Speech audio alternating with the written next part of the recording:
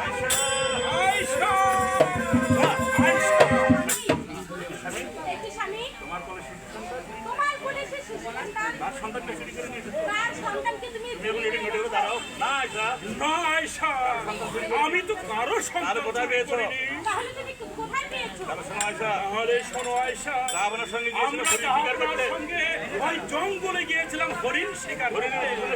হরিণের পেছনে ছুটতে ছুটতে আমরা সম্মুখে দেখি এই অবুঝ শিশুকে পড়ে আছে। তাই এক পাগল এসে বললো, আচ্ছা এই সন্তানটিকে খুলে নিয়ে আপনি মালিক সন্তানকে দান। পাগলের কথা মতো সেই পাগলের কথা মতো যাহাবনা এই সন্তানটি আমাকে দান করেছে।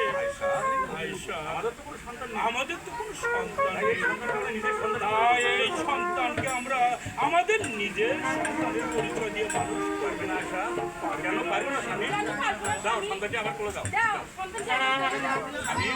স্বামী, তুমি বড় ক্লান্ত তুমি একদম ক্লান্ত।